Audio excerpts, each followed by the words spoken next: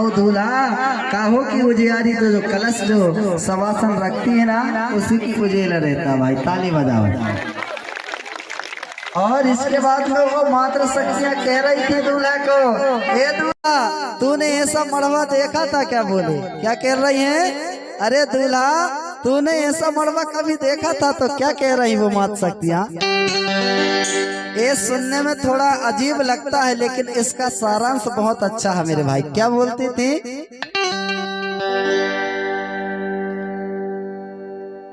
तो वो मात्र शक्तियां कह रही थी, अरे दूल्हा तूने कभी ऐसा मड़वा देखा था? ये जो मड़वा है ये कैसा है? वो गीत के माध्यम से बता रही थी।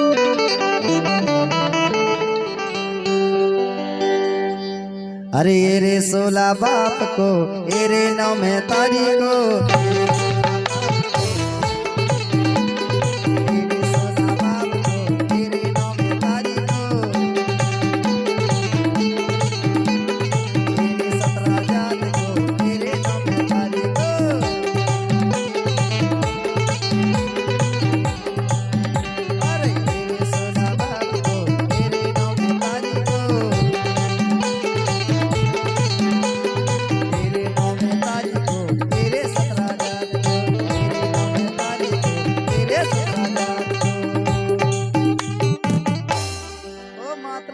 कह रही थी, अरे दूल्हा तूने ऐसा मड़वा कभी देखा था? बोले ये मड़वा कैसा है? ये मड़वा 9 मेहतारी का है। कितने मेहतारी का है? 9 मेहतारी का है। 9 मेहतारी का मतलब उसमें 9 थून लगे होते हैं, 9 खंबे लगा होते हैं। तो वो 9 थून क्यों लगाए जाते हैं? जिसे थुनिया कहते हैं आप, वो 9 दुनिया इसलिए लगाए जाते हैं मेरे भाई क्योंकि ये धरती 9 खंड है। ताली बजाओ। 9 खंड धरती है। वो 9 खंड धरती के नाम से 9 धुनी लगाया जाता है। और जब हमारा जन्म होता है ना तो माँ के कोख में हमें 9 महीना रहना होता है। 10वें महीने में हमारा जन्म होता है। ताली बजाएंगे एक बार।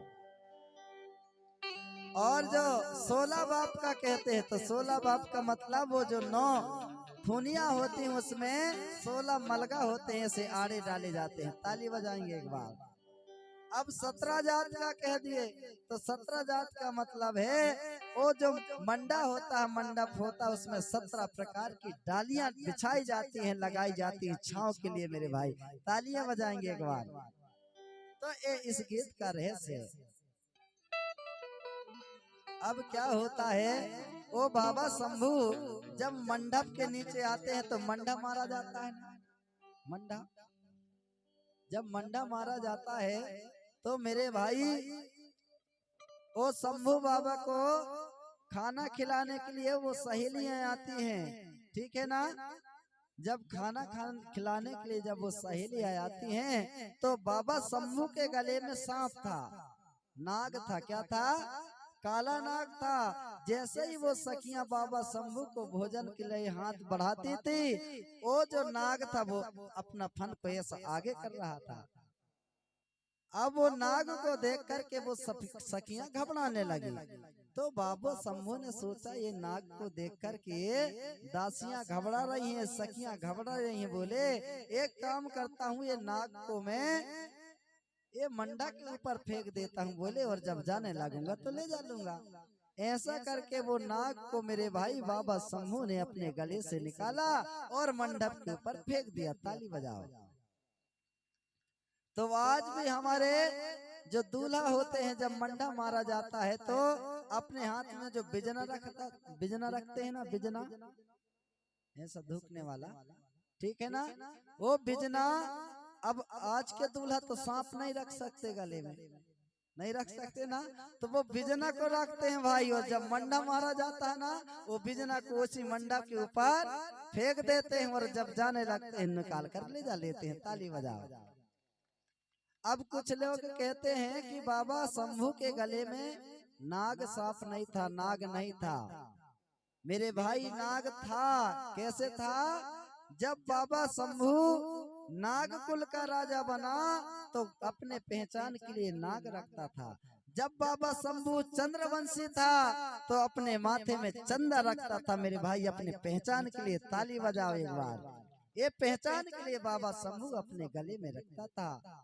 जब नागवंशी था, नागकुल का था तो नाग रखा, और चंद्रवंशी रहा तो चंद्र लगाया माथे पे। ठीक है ना? आगे समझ में? जोरदार तालियां बजाएंगे। बिठाल दो भाई इनको, नहीं थक जाएंगे। अरे ये सांप लपटा के आए भाई।